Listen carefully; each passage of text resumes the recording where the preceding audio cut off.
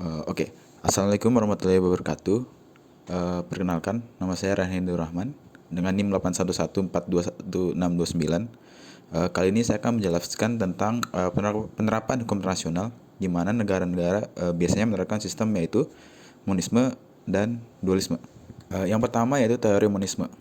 Teori monisme merupakan perwujudan dari ajaran hukum alam, di mana hukum itu memandang sebagai sesuatu yang berlaku untuk umum dan abstrak serta berlaku di mana-mana. Menurut Hans Kelsen, analisis struktural antara hukum internasional dengan hukum nasional ialah asas-asas hukum yang ditentukan oleh asas-asas lainnya yang menjadi sumber dan sebab kekuatan mengikat atas hukum. Dan Hans Kelsen menyatakan bahwa tidak perlu ada pembedaan hukum nasional dengan hukum internasional karena alasan pertama, yaitu objek dari kedua hukum itu sama, yaitu tingkah laku individu.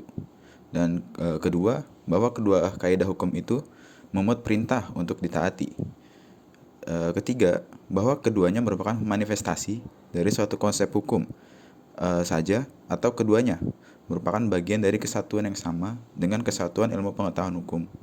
Sistem monisme ini memandang bahwa hukum internasional sejatinya lebih utama dibanding hukum nasional atau hukum internasional sudah menyangkut hukum nasional. Lalu ada aliran dualisme. Seperti yang kita baca, aliran dualisme dari kata dual memandang bahwa hukum rasional dan hukum nasional ialah merupakan dua bidang hukum yang berbeda dan berdiri sendiri satu dengan yang lainnya. Hal ini disebabkan karena karakteristik dasar yang berbeda dalam hubungan antar negara dan intranegara dan struktur hukum yang berbeda yang digunakan oleh negara di satu sisi dan di sisi lain di antara negara-negara. Aliran hukum dualisme ini bersumber pada teori bahwa daya ikat hukum internasional bersumberkan pada kemauan negara. Akibatnya, ketentuan hukum internasional memerlukan transformasi menjadi hukum nasional sebelum dapat berlaku di dalam lingkungan hukum nasional. Jika terjadi benturan antara hukum nasional dan hukum nasional, negara yang menganut aliran dualisme cenderung mengabaikan hukum internasional. Lalu ada perbedaan antara sistem monisme dengan dualisme. Yang pertama yaitu perbedaan dari sumber hukum, di mana hukum nasional bersumber pada kehendak negara itu sendiri, sedangkan hukum internasional bersumber pada kehendak bersama negara-negara dalam masyarakat internasional.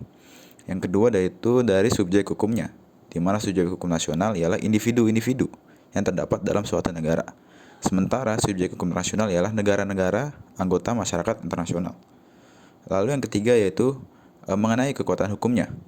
Hukum nasional lebih memiliki kekuatan yang mengikat dibanding dengan hukum internasional yang lebih bersifat mengatur hubungan negara secara horizontal. Lalu bagaimanakah dengan Indonesia? Apakah Indonesia menganut sistem monisme ataupun dualisme? Menurut Dubes Edi Pratomo, masih terdapat keraguan apakah Indonesia menganut aliran monisme atau dualisme. Beliau menganggap bahwa Indonesia menganut doktrin gabungan, yaitu monisme untuk perjanjian internasional, akan tetapi menganut doktrin dualisme untuk perjanjian internasional yang menciptakan hak dan kewajiban bagi seluruh rakyat Indonesia. Namun jika ditinjau lagi pada pasal 7 ayat 1 UU nomor 12 tahun 2011 tentang pembentukan peraturan perundang-undangan, dapat disimpulkan bahwa berdasarkan hierarki peraturan perundang-undangan, Indonesia menganut aliran dualisme, di mana perlu dilakukan transformasi hukum internasional ke hukum nasional. Akan tetapi, banyak yang berpendapat bahwa Indonesia menganut sistem dualisme. Dan contoh kasus yang paling membuktikan bahwa Indonesia menganut sistem dualisme yaitu kasus yang paling nyentrik di periode pertama Presiden Joko Widodo, yaitu penenggelaman kapal ala Bu Susi Pujastuti, yaitu Menteri Kelautan dan Perikanan, di mana penenggelaman kapal itu dianggap melanggar hukum internasional yaitu UNCLOS, yaitu United Nations Convention on the Law of the Sea, dikarenakan pada artikel 73 ayat 3 membahayakan nyawa manusia, yang mana pada artikel itu kapalnya sajalah yang dapat disita ataupun menjadi milik Indonesia. Namun ini ditenggelamkan oleh Bu Susi. Kan tetapi menurut Bu Susi, beliau membela bahwa kegiatan penanganan illegal fishing ini sudah ada pada UU Perikanan nomor 45 tahun 2009. Dan Bu Susi lebih mengutamakan hukum nasional ketimbang internasional. Jadi ya menurut saya Indonesia sudah menerapkan sistem hukum dualisme. Dan mungkin hanya itu dari saya. Kurang lebihnya mohon maaf bila ada salah informasi atau salah perkataan.